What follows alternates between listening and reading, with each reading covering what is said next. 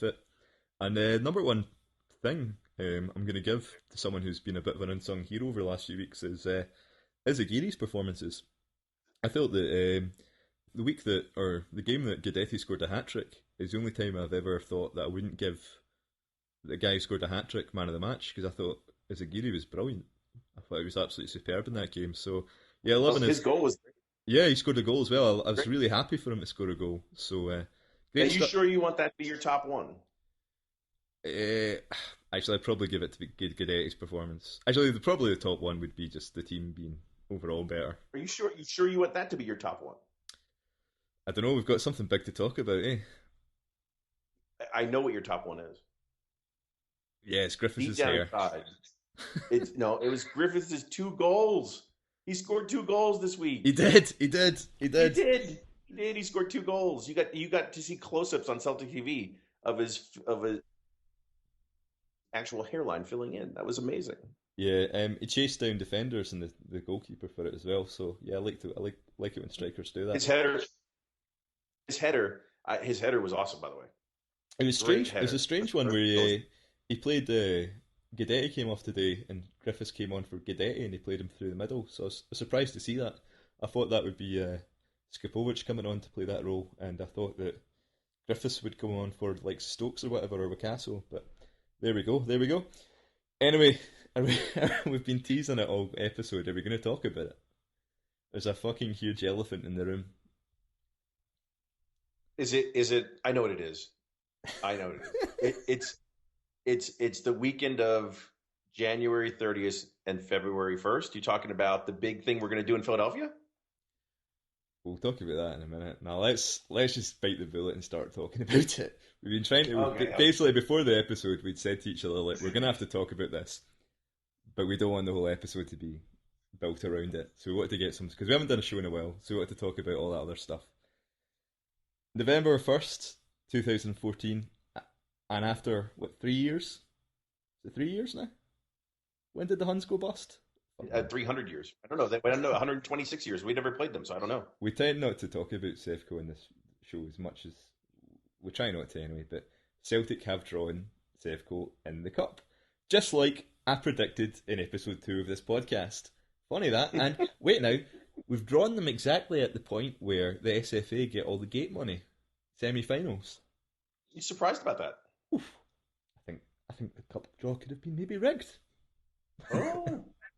There's a couple of of course hot it was balls in the bottom of that bag. fucking one that's been in the fridge and one that's been in the fucking microwave, mate. Mm. It's been rigged this whole time. We all knew it was going to happen, and the SFA are picking up a fucking paycheck. What are your thoughts on it? It's funny, the day after Halloween we encounter zombies, isn't it? Do you think it was rigged? That was Stokes's tweet earlier today. Yeah, funny how we get them on after Halloween. Did he say that? No. Brilliant. Yeah, he did. He actually did. He actually did. Right, let's first things first. Do you think the draw was rigged? Yes or no? Of course it was. Right. Okay, I agree. Right, it was rigged. I think it was rigged as well. We all think it was rigged, right? Okay. In fairness, at this stage, it's a 1 in 3 chance we'd draw them. So you know what I mean. No, you know why it was? Because they were going to lose to either one of the 3 teams left. Yeah. This was their payday. So it's happening after about 3 years because we've been in the 3rd division, 2nd division, and then the 1st division. So 3 years on, or 2 years on, really. But we're getting them. So yeah, let me tell you something. What I'm disappointed in? What? And I know, and the comment, and I was on my Twitter earlier today, and someone had mentioned that we Celtic is not reckless. And remember what happened with them and Livingston recently? Livingston chairman basically said we've never played them before and all this other stuff. And there was absolute paper outrage. Oh my God, the whole thing. And Celtic basically said we play Rangers, and of course the first 35 tweets back to them were who? We've never played them before. Don't give them any and I kind of feel the same way for them to say it's Rangers. I think Celtic's basically getting into it. They could have said TRIFC if they wanted to, or they could have said anything, and they didn't.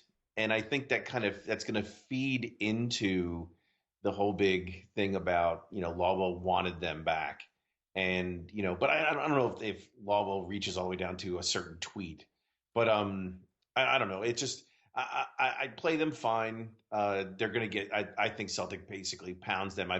You put any of their back four against Guidetti or Stokes or Griffiths or Skopovic, any of those, and they're not fast enough and they're not good enough. And if you put Kenny Miller or whoever the else they have that up against Denier and Denier and Van Dyke, there's no chance. That unless they fall down, that's going to happen. So I don't see it as one of those situations where they're going to absolutely give us a game. I think it'll be spurts here and there, but I I don't know. I was hoping that they play Aberdeen. And Aberdeen would pump the shit out of them. That way we could just get on with our lives. But then again, don't forget this isn't just this one game. There's still the Scottish Cup draw coming up soon. Yeah, I bet we get them in that as well. At the semi-final Hmm. stage, a couple of points. Right. First off, did I want to draw them? No, absolutely not. I wanted to draw Aberdeen. I wanted Aberdeen to get Rangers, and then for us to play Aberdeen in the final. But that would have been a lot better. I think Aberdeen are more of a force at the moment as well. Would have given us a game. We still get Aberdeen in the I final. don't. I also think the media who have the whole thing is going to be absolute shite. Talking about Peter Lawwell and Peter Lawwell wanting them, and people are like, oh, Peter Lawwell wants him up. Right, what did we just talk about in the show? Celtic balancing books and all that, and the pride he has on whatever. Yep. He has like Celtic winning the league year in year out. He has a a clean runny at the Champions League. He doesn't really have to spend much money, and people keep on coming in. If you were this money grabbing guy with that mentality, why the fuck would you want competition in that league? Absolutely not. And if Rangers to be our competition, I don't believe he wants Rangers in that Premier Yeah, yeah, Division he at does all. because You he could does say, oh, because because it'll sell more season tickets. I don't think it's going to sell that many more season tickets. I think Are people you aren't kidding going to me? games.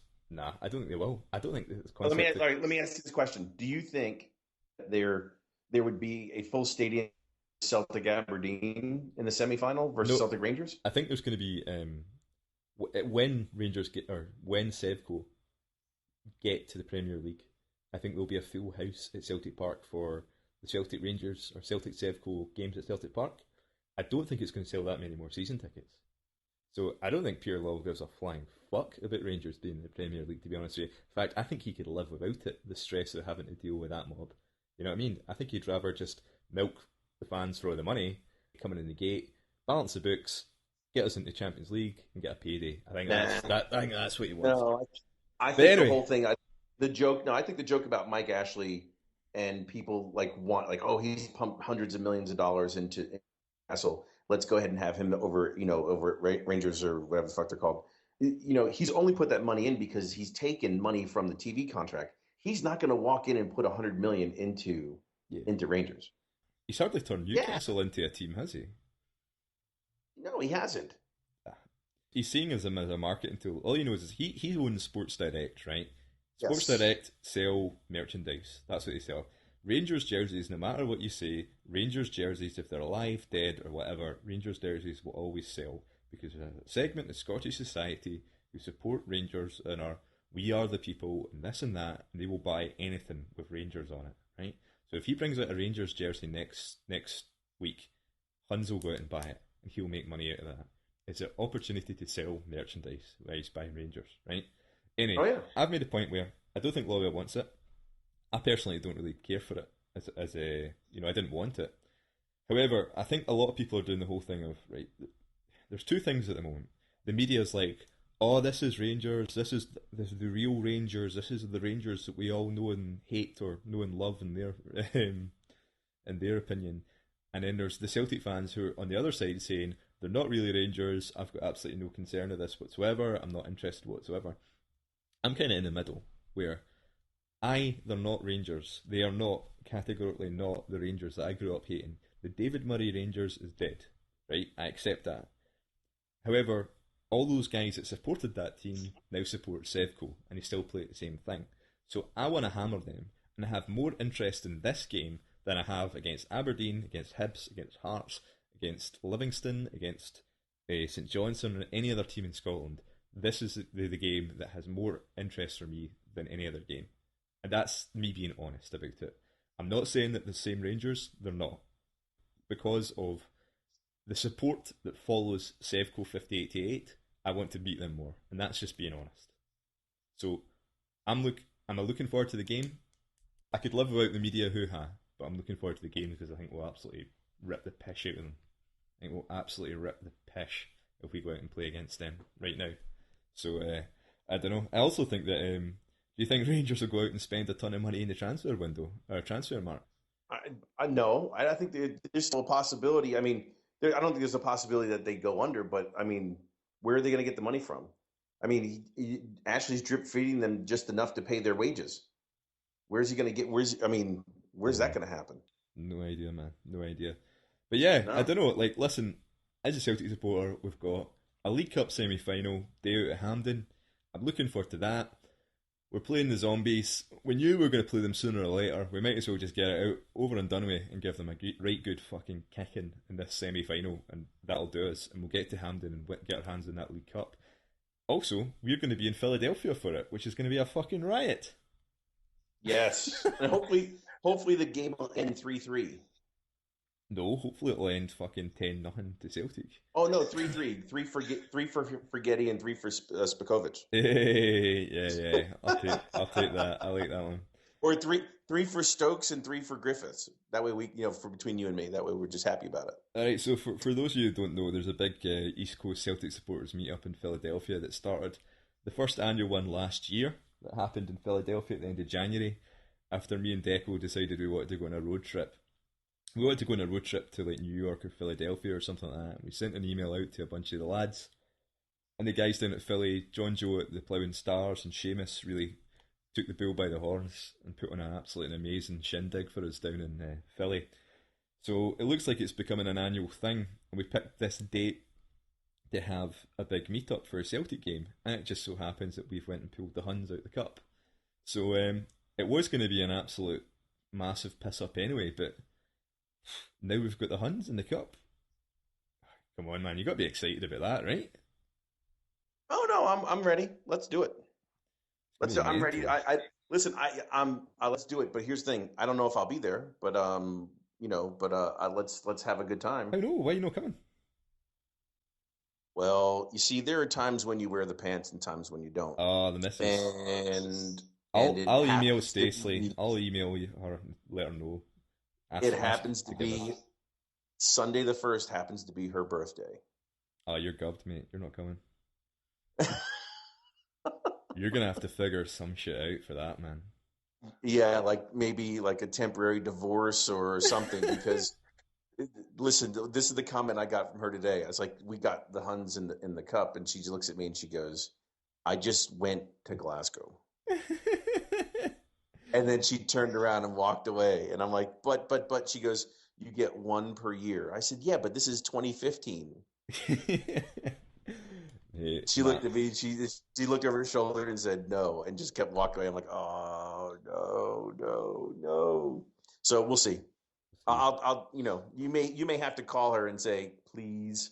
But after that, she is not all that excited. No, Stacey, I don't know, mate. You're gonna have to pull some grand romantic gesture to get into that one, mate. So I don't know, but like, yeah. So if you're listening to this and you do live in North America and you didn't come last year, get yourself down. It is a great weekend. I mean, I don't organise it at all. I've got nothing to do with the organisation of it. It's all Seamus, the guys at the Ploughing Stars, really sort it out, and they put on a hell of a show. It was brilliant last year. We had live music, we had raffles and stuff, we had the game on, just absolute banter, singing the tunes.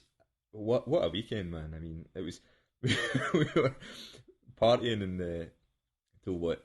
I think we drank till like about 6 in the morning, went to sleep for an hour, then got up for the Celtic game, and it was just absolute madness. So that was harsh. It was harsh. It was, yeah. You meet so many people, and it's like, I think if you listen to this in Scotland, you probably don't appreciate it as much. Where you're surrounded by Celtic fans all the time, so it's fine. But then like you go away from home, and then you just don't have anybody to talk football with and talk about Celtic. And me and Deco drove down from Toronto last year, and the car actually broke down an hour away from Philadelphia. No joke. So we thought we weren't going to make it. We just so happened to break down about 15-minute jog away from a Ford dealership. So we broke the car down. The car broke down in a McDonald's car park. We basically pulled it into. Deco ran down to this Ford dealership, managed